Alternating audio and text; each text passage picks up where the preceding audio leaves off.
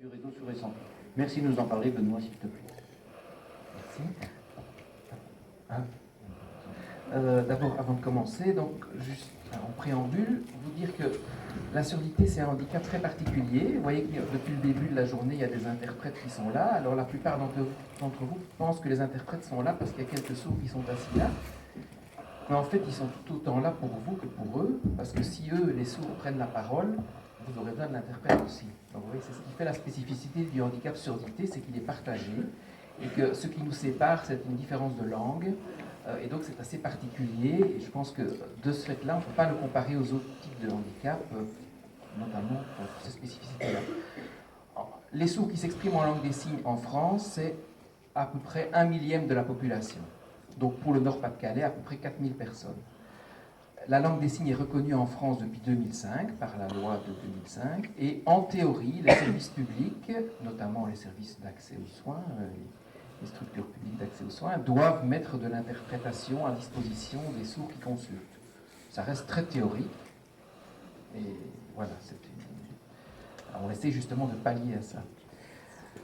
Autre chose en préambule, c'est qu'on parle souvent, lorsqu'on parle de surdité, on le met dans un package commun avec, enfin on dit handicap sensoriel, mettant dans la même case les sourds et les aveugles, ce qui évidemment n'a rien à voir sur un plan opérationnel, puisque vous vous rendez bien compte que prendre en charge quelqu'un qui ne voit pas, c'est pas du tout la même chose que de prendre quelqu'un qui est sourd et qui communique en langue des signes. Ça demande des outils tout à fait différents, et donc les mettre dans la même case, c'est aberrant, mais souvent les cases administratives du ministère, etc., mettent une case handicap sensoriel, ce qui est tout à fait non pertinent sur le travail à faire sur le terrain. Voilà, je voulais dire ça.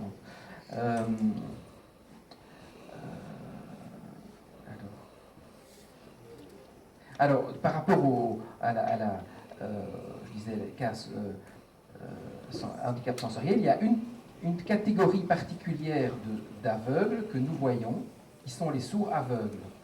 Et encore, il y a 4 catégories de sourds aveugles en gros, nés sourds devenus aveugles, nés aveugles devenus sourds, nés sourds et aveugles, ou devenus sourds et aveugles.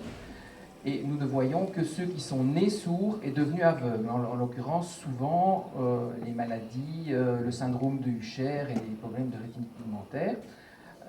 Et donc, parce qu'ils ont acquis la langue des signes au préalable, lorsqu'ils perdent la vision ultérieurement, pratiquent une déclinaison de la langue des signes sous forme tactile dans les mains, et donc on peut communiquer en langue des signes tactile avec un sourd aveugle. Mais c'est une petite, on suit à peu près, je crois, 10 à 15 sourds aveugles qu'on voit régulièrement, avec lesquels on communique en langue des signes tactile.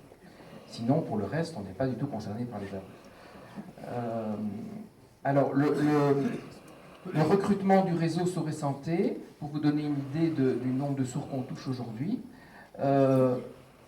la surdité, c'est, je vous ai dit, 1/1000 de la population, donc théoriquement plus ou moins 4000 sourds dans la région Nord-Pas-de-Calais. Aujourd'hui, on touche 58% de ces 4000 sourds.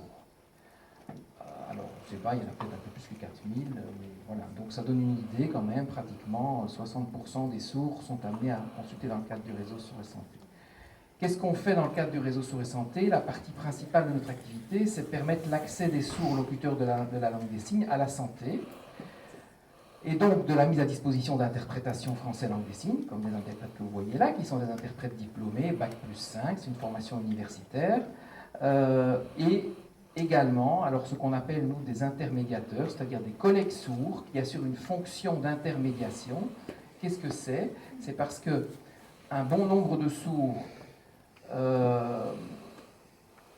ne maîtrisent pas bien le français, mais ne maîtrisent pas bien non plus la langue des signes, parce qu'elle ne leur a pas été enseignée suffisamment tôt, et donc sont en difficulté de compréhension même du discours d'un interprète en langue des signes. Et donc on a des collègues sourds qui vont, lorsqu'un interprète interprète quelque chose vers la langue des signes, vont reformuler ce qui est dit par l'interprète dans un autre niveau de langue pour le rendre compréhensible et l'adapter au niveau de langue de la personne. Et ce type de sourd-là, ça représente, c'était sur notre recrutement en 2013, mais c'est à peu près similaire, c'était 38% des sourds qui nous consultent ont besoin d'intermédiation, sinon ils ne comprennent pas l'interprète, ils ne comprennent pas non plus le français. Particularité du réseau Sourds et Santé, on a une pratique transversale, C'est-à-dire qu'il y a des sourds, il y a des sourds qui sont par ailleurs, on parle du handicap aujourd'hui, qui sont par ailleurs paraplégiques, qui ont par ailleurs un handicap psychique, qui ont par ailleurs un handicap mental. Voilà, la surdité, elle traverse toute la population, et donc elle peut être soit isolée, soit associée à un autre type de handicap. J'ai parlé tout à l'heure de la surdicécité, qui est tout à fait particulière, mais voilà. Donc, ce qui fait qu'on intervient, par exemple, pour les collègues qui vont témoigner après, je pense que le réseau Sourds et Santé intervient parfois quand ils voient des sourds qui sont suivis dans leur service, où nos interprètes interviennent pour que des sourds qui ont des problèmes suivis par eux puissent comprendre. On ne se substitue pas au système de soins de droit commun, donc en fait on met la couche qu'il faut pour que ça communique entre le patient et le professionnel de santé. En France, actuellement, il y a 18 unités d'accueil et de soins en langue des signes dans les différentes régions françaises, dont une dans le cadre du JHICL, avec la particularité ici dans la région Nord-Pas-de-Calais, donc l'unité d'accueil a ouvert en 2002 et on a créé le réseau Sourds et Santé à partir de 2005. Et donc la particularité, au départ de l'unité, d'avoir créé un réseau de santé qui permet de rayonner l'action que je viens de décrire sur l'ensemble de la région Nord-Pas-de-Calais et pas uniquement sur un hôpital. Et on est à ce jour, sauf la Bourgogne, dont je vais parler tout de suite, la seule région française dans laquelle il y a un dispositif d'accès aux soins en langue des signes partout dans la région. Et donc un sourd qui souhaite aller consulter à Calais, à Boulogne, à Valenciennes, il peut faire appel au réseau et on va lui mettre à disposition ce qu'il faut pour que ça communique. Et donc, c'est l'idée d'une équipe mobile qui se déplace là où consulte le patient et pas obliger le patient à venir tous consulter dans le même hôpital, comme c'est le cas dans toutes les autres régions françaises. Hein. Si vous donnez un exemple, si vous allez en Aquitaine aujourd'hui, eh bien, vous devez aller au CHU de Bordeaux. Si vous n'allez pas au CHU de Bordeaux, un sourd, eh bien, il n'a pas accès aux soins en langue des signes. Donc, ici, dans la région Nord-Pas-de-Calais, on a la seule région où il y a cette possibilité-là. Et on a été copié avec grand plaisir par la région Bourgogne, dans laquelle il n'y a pas d'unité hospitalière d'accès aux soins et qui, à partir de 2011, fin 2011, ont développé un réseau Sourds et Santé sur le même modèle que le nôtre.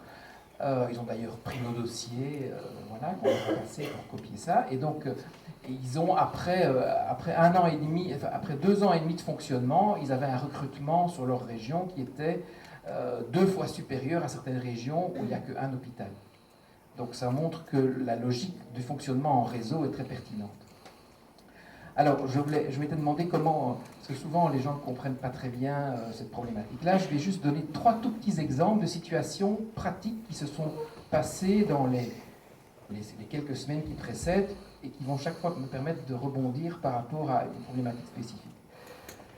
Je suis consulté par une dame, une jeune femme, une trentaine d'années, qui vient me voir et qui me dit, je vais faire très court, hein, donc ça ne serait pas aussi vite que ça, mais conclusion, elle me dit, voilà, docteur, je suis enceinte, elle vient me demander que le réseau intervienne pour la prise en charge de sa grossesse, donc l'accompagnement. Elle n'a pris connaissance de l'existence du réseau Sourds et Santé qu'il y a quelque temps. Et elle me dit, dans la foulée, elle me dit, voilà, je suis enceinte et j'ai très peur que mon bébé meure après l'accouchement. Alors je lui dis, mais pourquoi vous avez peur que votre bébé meure après l'accouchement? Et elle me dit, j'ai accouché il y a 2 ans dans une maternité de la région ici, et mon bébé est mort après l'accouchement. Et j'ai peur que celui-ci, ce soit la même chose. Alors je lui demande, mais il est mort de quoi, votre bébé? Et elle me dit, je ne sais pas. Je lui dis, vous ne savez pas de quoi est mort votre bébé?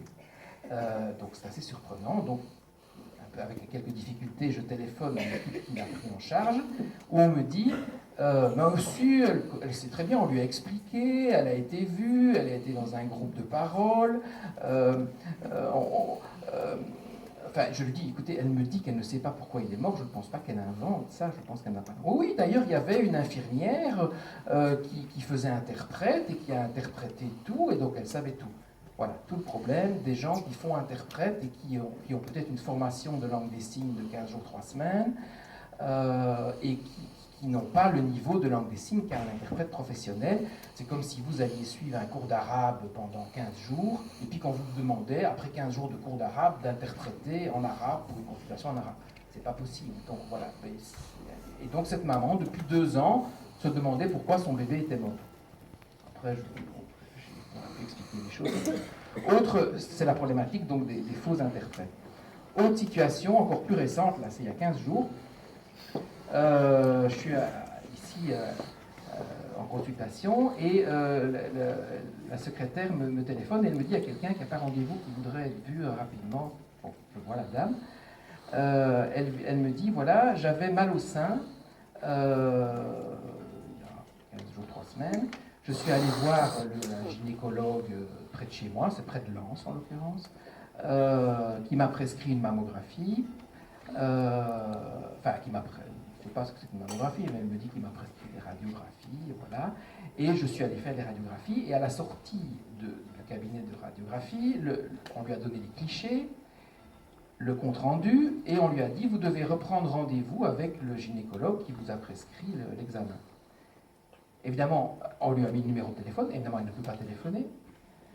Donc la secrétaire voit qu'elle est sourde, lui donne et lui dit, vous devez téléphoner. Hein, c'est déjà montré. Et puis, elle vient chez nous, et en fait, donc je lis le protocole, elle a un cancer du sein déjà, un stade avancé avec un envahissement ganglionnaire, etc. Donc, ça demande une prise en charge spécifique. Et donc, on organise sa prise en charge. Mais vous voyez, elle se trouve devant une impasse où elle se trouve coincée parce que, voilà, elle sort, elle a des résultats, elle ne sait pas où aller et personne ne peut lui expliquer. Voilà. Autre situation, parce que souvent on pense que le recours à l'écrit est utile pour les sourds, depuis il y a 3-4 mois ça, je vais rendre visite à un sourd dans la chambre. Et il y a, les infirmières ont mis un petit tableau, un petit truc blanc pour écrire, je sais pas, vous voyez, comment on appelle ça, une sorte de... Voilà, là, quoi, bon. Et c'est écrit sur le document, c'est écrit « Votre fille viendra vous rendre visite mercredi ». Et ça fait plusieurs heures que le patient est occupé à analyser le texte et il se demande ce que ça veut dire. Les formes polies « votre » et « vos », il ne maîtrise pas. Il n'existe pas en langue des signes, donc il ne comprend pas à quelle fille on fait référence. Il comprend le mot fille. Comme souvent les sourds ont une mémoire visuelle des mots et pas une mémoire auditive, il prend le mot « viendra » pour « vendra ». Donc il pense qu'il y a une fille qui va lui vendre quelque chose.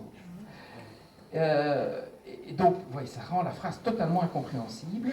Et, voyez, et donc, depuis plusieurs heures, il se demande ce que ça veut dire. Vous voyez, pour une phrase aussi simple que ça. Donc le recours à l'écrit, c'est souvent compliqué, parce que, voilà. Voilà, alors, on m'avait dit qu'il fallait faire très court, donc j'arrive déjà au bout. Donc ça, c'était concernant l'accès aux soins. Alors, ça fera référence à ce qui était dit avant. Il y a toute la problématique de l'éducation à la santé, de l'accès à la prévention, où nous avons également des fonctions, puisque les sourds, vous savez, toutes les campagnes de prévention qui existent, voilà, par exemple, hein, pour la mammographie, le mammotest, ce qu'on voit, enfin, ce n'est jamais adapté pour les sourds, c'est jamais en langue des signes. Et donc, nous, ce que nous faisons dans notre travail, c'est que nous essayons de rendre accessibles toutes ces campagnes nationales, Octobre Rose, je ne sais plus, enfin, vous connaissez toutes ces choses-là. Et donc, on a quelqu'un dans notre équipe spécifiquement qui travaille sur l'adaptation de ces supports-là à l'éducation à la santé, pour rendre accessibles ces messages-là aux sourds. Et puis, autre fonction, c'est aussi de former les professionnels de la santé à mieux accueillir les sourds. Donc on intervient dans les IFSI, dans les facs, etc., pour sensibiliser les futurs médecins. Et toute dernière chose, donc dans la foulée de la dynamique qu'on a créée autour du réseau Sourds et Santé, ça peut-être on en parlera tout à l'heure, donc il y a un EHPAD qui a ouvert ici sur le site Humanicité qui s'appelle Saint-François-de-Sales, dans lequel il y a 42 places qui sont réservées pour des sourds qui s'expriment en langue des signes. L'idée qui a prévalu à la création de cet établissement était toute simple, c'était de dire que c'est des gens qui communiquent en langue des signes, mais c'est bien qu'ils soient dans un environnement où il y a d'autres qui communiquent comme eux. Donc c'est rassembler des gens qui pratiquent une même langue, et puis d'avoir dans le personnel des gens qui peuvent communiquer avec eux et éviter l'isolement et la mort sociale lorsque ces patients-là, enfin ces résidents-là, sont placés dans un établissement qui n'est pas adapté. Enfin, là, on n'est plus tout à fait dans l'accès aux soins, c'est plus dans l'accès au médico-social. Voilà. Merci beaucoup, Benoît. Bon, effectivement, Benoît est très modeste.